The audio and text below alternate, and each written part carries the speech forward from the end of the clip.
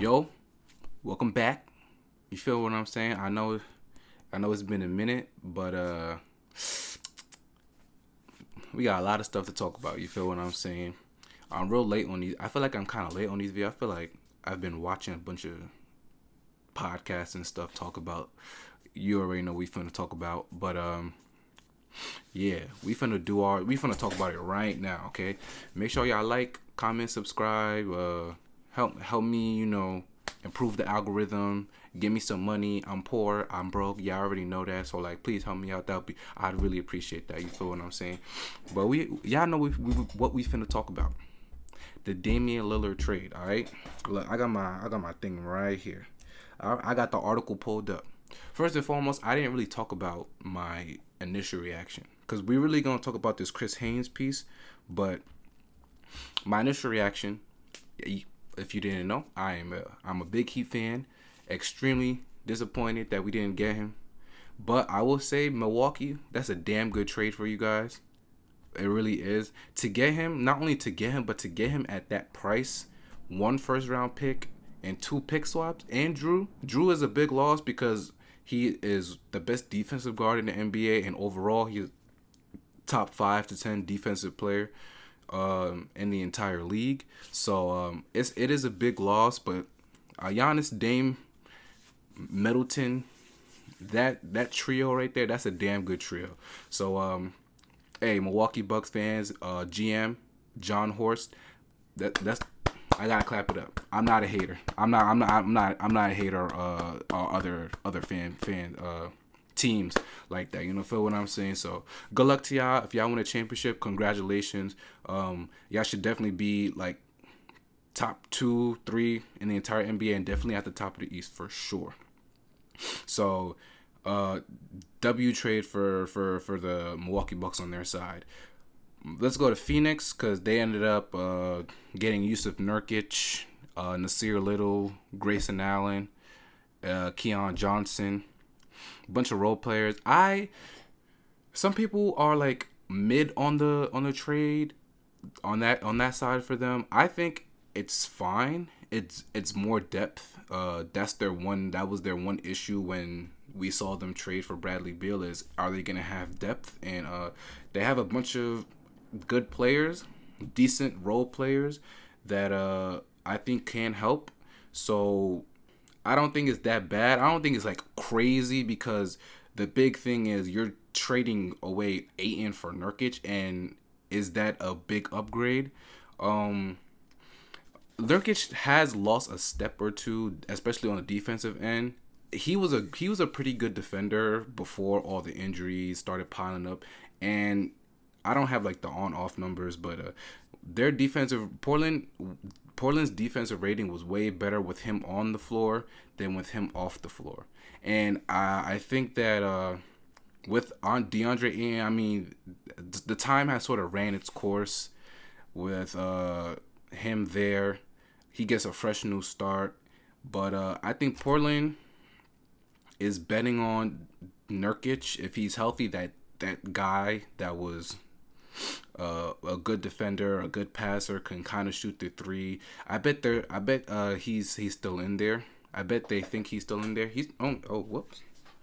I'm black. I'm back. Y'all probably couldn't see me, but I was there. Y'all probably couldn't see me because of my skin. Anyways, what did I say? Oh yeah. Phoenix is betting that Yusuf Nurkic is still that kind of Yusuf Nurkic is there, and I think I don't think it's a big bet, but if Nurkic can be defensively what he was in Portland, before all his injuries started piling up and it made him slow a little bit, I don't think it was a terrible trade. Portland, now, I'm not. Listen, look, I told you I'm not a hater like that. I'm not. I'm really not. I'm sorry. This is not a good trade, bro. Okay, this is not a god awful trade, but it's still not a great trade. It's still not. And this is gonna connect us to this piece that I got pulled up right here about the behind the scenes with Cronin and Lillard. But You didn't get good enough value. You didn't get the most value that you could for him. When Dame Lillard requested a trade and Joe Cronin during like the summer league period, and he had spoken for the first time, talking about keeping him for months and trying to get the best trade possible. This was not the best trade possible. I've been seeing a bunch of Portland fans dog Miami, dog talking about, they didn't have good assets. How did they not have good assets? There was a report that I saw that Miami was ready to offer Tyler Hero, Nikola Jovic, 3 first-round picks, 2 pick swaps, and multiple second-round picks. Are you really about to tell me that package is worse than Drew Holiday, 1 pick and 2 pick swaps? Come on now. Let's be for real. Let's be for real. Portland deserves the best possible package they could have gotten. Even Toronto possibly had a better package than what Milwaukee gave them. And yes, Drew Holiday is 100% gonna get you a couple more first round picks and stuff like that, and maybe another good role player. But there was interest in Tyler Hero. It kind of sucks how his trade value has decreased because Miami basically made the finals without him. But let's not act like Tyler Hero isn't a good player. He's not a good shooter and all that. He is a really good player, and he's still young. He's 22, 23. Damn good shooter. And I understand that Portland had a bunch of guards. They could have swung him for another first round pick. So they would have had 4. They would have had 4. I don't understand how that's better than what Milwaukee gave them. I don't understand. Phoenix didn't give them a single pick. Think about that. Phoenix didn't give a single pick for DeAndre Ayton. Not obviously, I'm not saying Phoenix should have gotten a pick. I mean, should have gave a pick, but like you didn't really even try to get a pick from them, which shows me that how spiteful Joe Cronin was. We finna get into that though. Alright, so boom. Let's transition. I got the article put up right here. I would advise you, Portland fans, Heat fans, but like fans who really understand this, who's really seeing what this situation was. I would read this article by Chris Haynes. I really would. It's on Bleacher Report. Okay, I'm not going to go through every single thing, but I don't think Damian Lillard, if you saw his IG, his Twitter, goodbye post, by the way, thanked everybody individually. Joni Allen, owner, Neil O'Shea, who was fired, thanked him, thanked a bunch of reporters, didn't thank Joe Cronin. I wonder why. Portland had publicly and privately vowed to do everything in his power to build a contender around the 7-time All-Star, but he believed their actions and moves, or lack thereof, indicated the franchise wanted to undergo a rebuild. I mean, is he wrong? Look at the past 2 years. Is he wrong? I've said this before. What did Joe Cronin do in the past 2 years that made the fans of Portland, made Damian Lillard think that, we are definitely trying to win? He didn't make any moves that really showed that he was trying to win. He didn't. The last time Portland and Miami communicated was at the Summer League in July via phone between Trailblazers GM Joe Cronin and Heat Senior Vice President of Basketball Ops and General Manager Andy Ellisberg. Miami hoped to schedule an in-person meeting while in Las Vegas to discuss trade scenarios, but that meeting never materialized. Portland made it clear through the media that it would take the best offer for Lillard and it wouldn't be limited to just Miami. In return, Lillard's agent Eric Goodwin relayed to teams that Lillard would not be content if Portland traded him to a team other than Miami. Let's break that down. So it's Summer League. Remember, Summer League, all GMs, president of VPs are there to watch all the young guys at Summer League. So it's not hard to get a meeting to talk to other GMs. Like, everybody is there. Everybody's in the same spot. That's literally the time to talk about trades and whatnot. And Miami was ready to do that, but Joe Cronin said, I don't want to talk to Miami at all. Not at all. We're not interested in anything they have to offer. Right? And so Aaron Goodwin is hearing that and seeing that. And so what he does is he decides to call every team and be like, hey, bro, Toronto, don't try to get him. Indiana, don't try to get him. Utah, Knicks, all these teams, please do not trade for him because he does not want to be there. Now, I will have to say that in seeing how this has all played out, that was not a smart move by Aaron Goodwin. That we have to be critical of that. We have to be fair in criticism for all. That was not a smart move. I understand why he did it, because you want to use any possible means and leverage to get your client to the destination that he wants to go. You see all these other players like Anthony Davis. He said he wants to go to the Lakers and ends up getting to the Lakers. And you see someone like James Harden, goes from Houston. I want to go to Brooklyn. Goes to Brooklyn.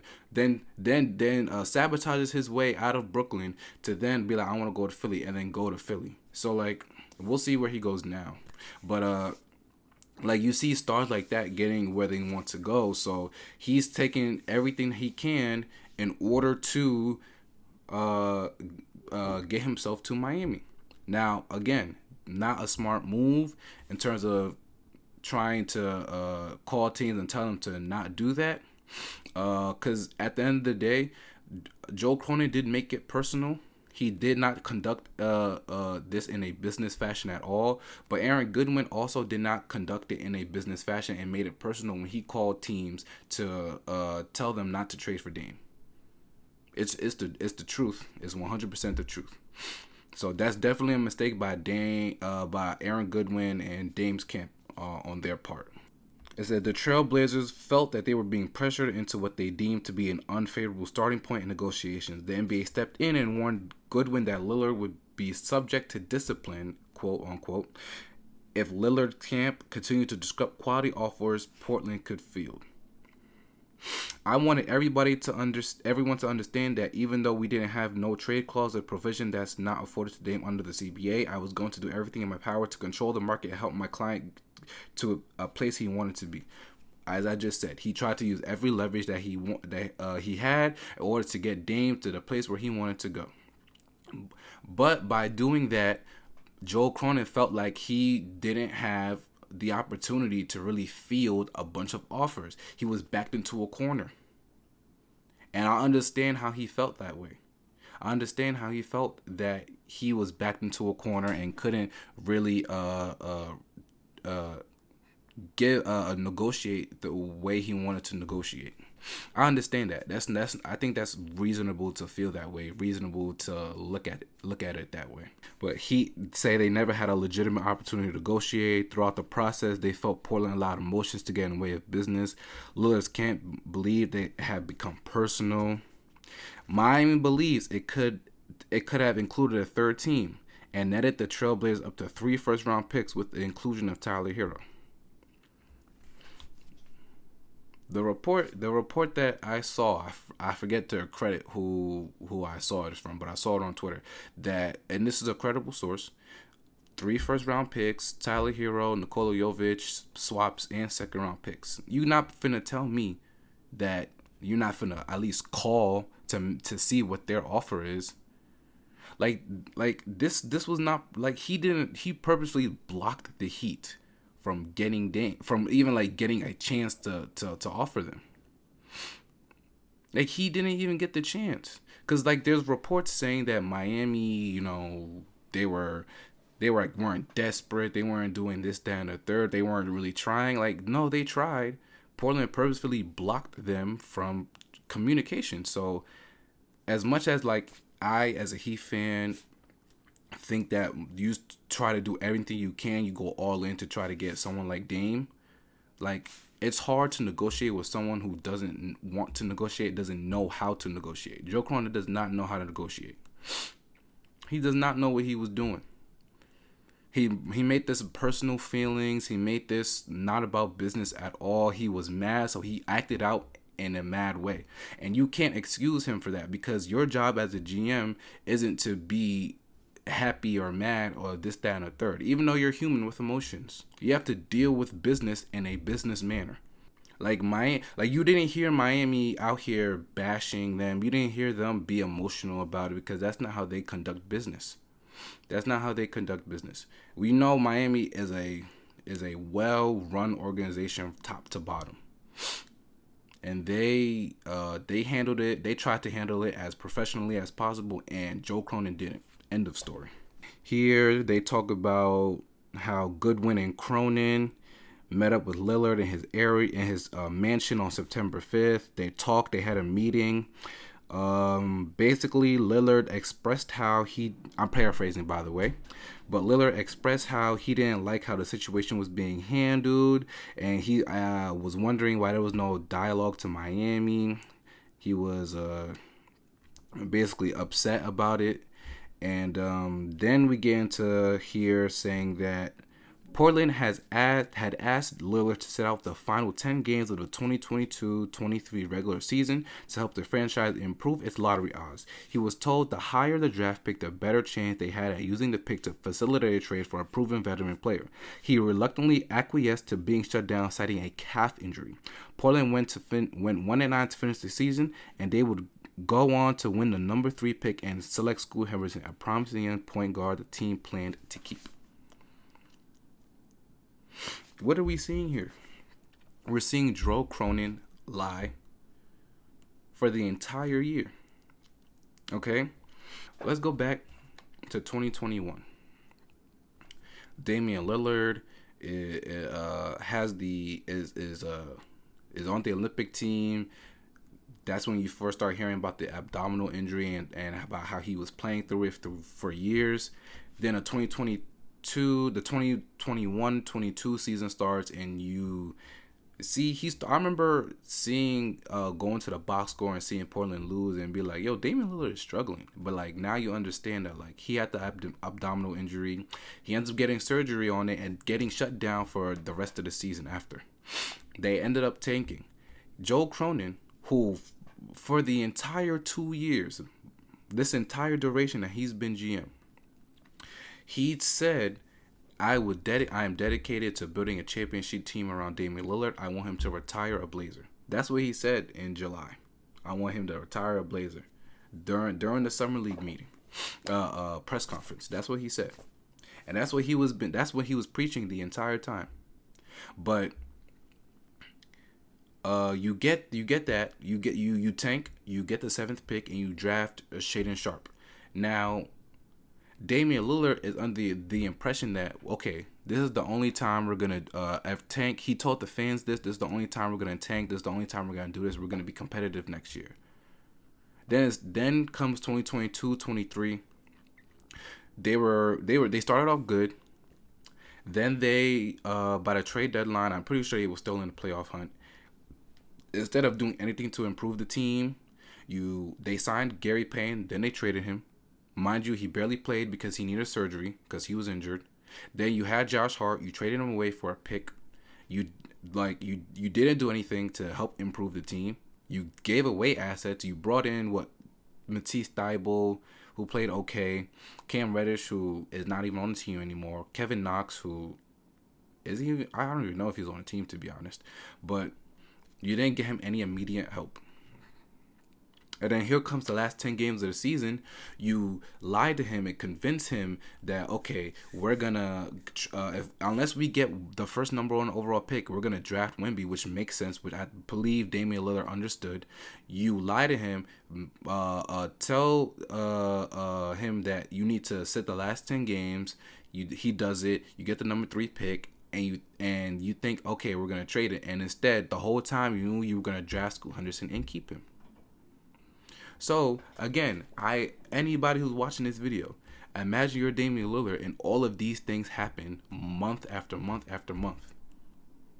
How are you supposed to feel? In the September 5th meeting, this is the meeting at his house, Cronin conveyed that if he was forced to do a deal with Miami, he had every intention of going after every attractable asset. Lillard knew that he was unlikely to end up in Miami. He knew that after the end of the day, after that meeting, he knew that he was not going to be a Miami Heat because he knew that he was going to try to milk every single thing out of the Miami Heat, and the Miami Heat are like, listen, we're not gonna give you every single thing. We know we don't need to. Here's probably one of the biggest pieces of, if not the biggest piece of the story. Lillard then said if a deal couldn't be worked out with the Heat, he would prefer to rescind his trade request and return to the Blazers. Cronin's response to the seven-time All-Star was that there was no coming back.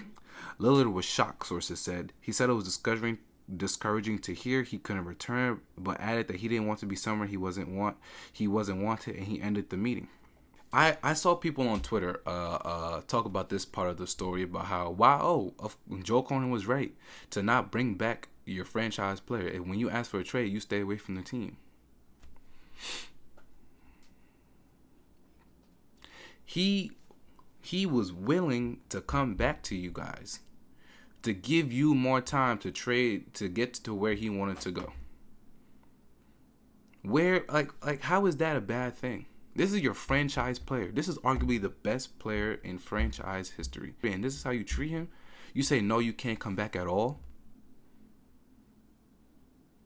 I don't understand. I'm not understanding all you people who are defending Joe Cronin. I don't understand. Put yourself in Damian Lillard's situation and then come back and talk to me. So on September 11th, he started showing up at the Trailblazers practice facility to work out. He went in for 8 days. He said Cronin did not address him once. I went to the facility because I was still on the roster, and usually that time of the year is when team activities start to pick up as a group. I wasn't confident I would be moved, so I showed up to be in the mix. I didn't go there to cause any problems. Lillard continued, that's not my character. If they felt that way, it wasn't my intent. I was just trying to get acclimated, and everyone was happy to see me. Every single person except Joe, he never spoke to me. And when I noticed that, I made up in my mind that I'm not going out of my way to speak to him. So he gave him the cold shoulder. He basically ghosted him. I don't understand how that you could look at Damian Lillard and make him out to be the bad guy. Then you see Aaron Goodwin began orchestrating a contingency plan. He met with his client on September 17th and went over other viable options that fit the criteria they sought. Milwaukee and Brooklyn were the alternative targets. So he's noticed that we're getting closer to training camp and all that, and it's time to maybe expand our teams. Over the past few years, Bucks GM John Horst checked in routinely with Portland on the availability of Lillard, and basically was wanting to pair up Lillard and Giannis. This was interesting. On September 23rd, a Zoom meeting was organized by the NBA featuring league officials, Cronin, a team attorney, Lillard, Goodwin, and Ron Klempner, the general counsel for the National Basketball Players Association. The meeting was scheduled with the purpose of opening up the lines of communication between the Trailblazers and Lillard's camp. The session got volatile at certain junctures, with both sides expressing their trust issues with the other.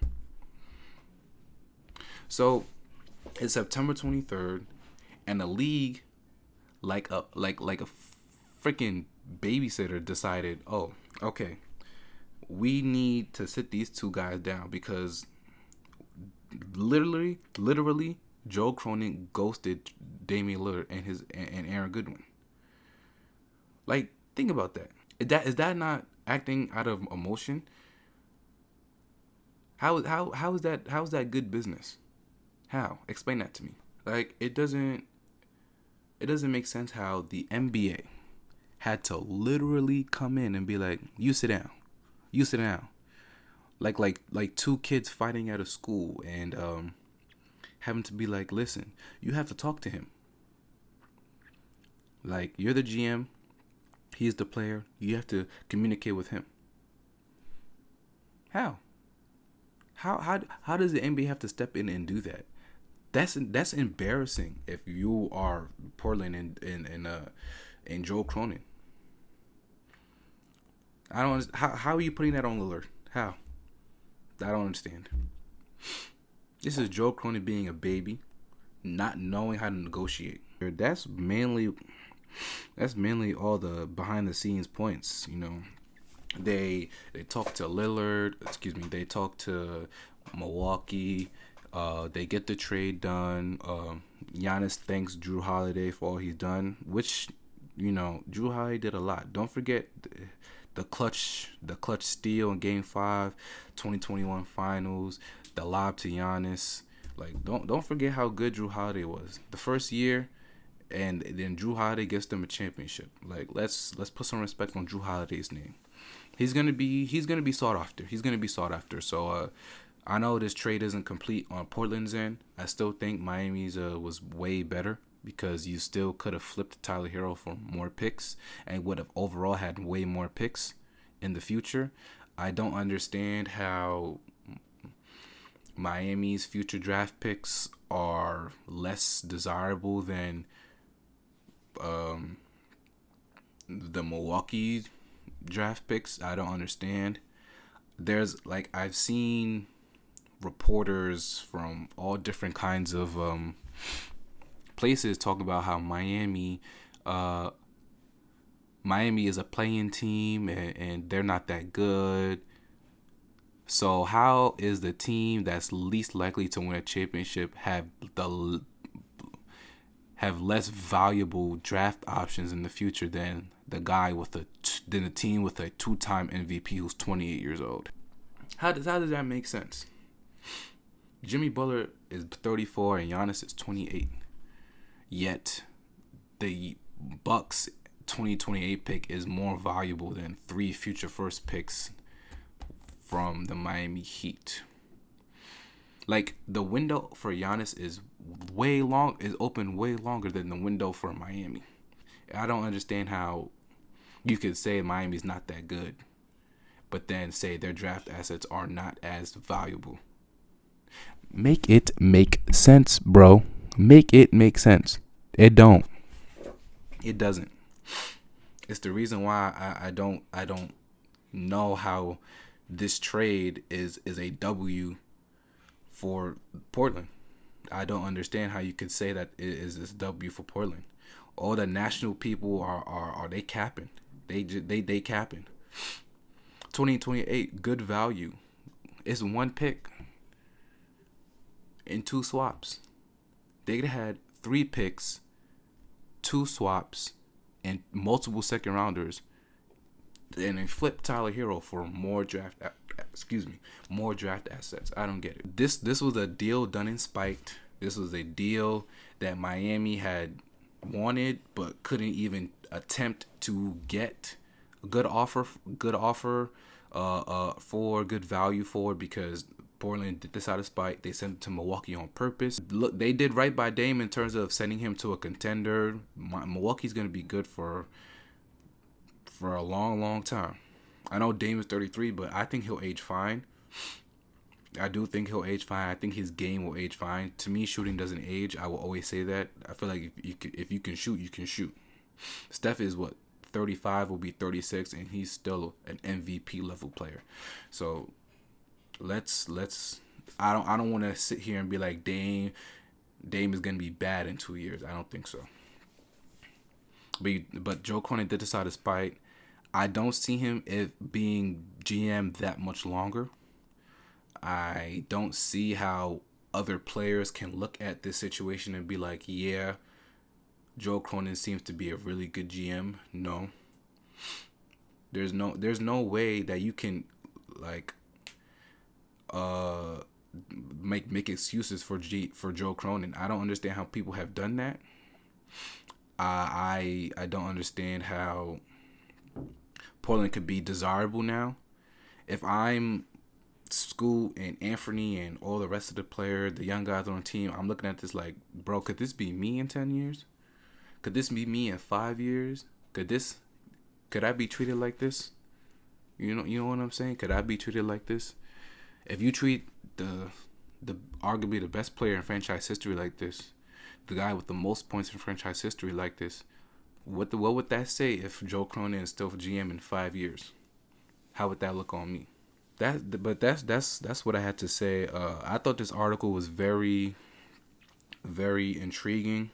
Um, Seeing all this behind the scenes stuff was very, very enlightening, because I saw on Twitter about how so many Miami Heat fans were dogging Pat Riley and dogging the Miami Heat. And look, again, Miami Heat 100% should have tried everything they possibly could in order to get Damian Lillard. It was still a bad day, because not only is he not on our team, he was on the fucking Bucks.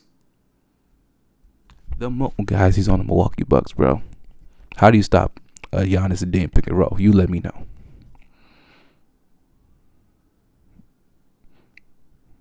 You let me know. You feel what I'm saying? It's just it's tough. But yeah, that's what I had to say. If you made it to this part of the video, make sure you like, comment, and subscribe. Help the algorithm. Help this get this video out to more people. Let me know your thoughts and comments down below. Now that the season's starting up again, more storylines. I could dive into more things now that this trade is over. I guess now we're just waiting for the James Harden situation, but when that comes, you'll hear from me. But until then, I will see y'all next time. Peace.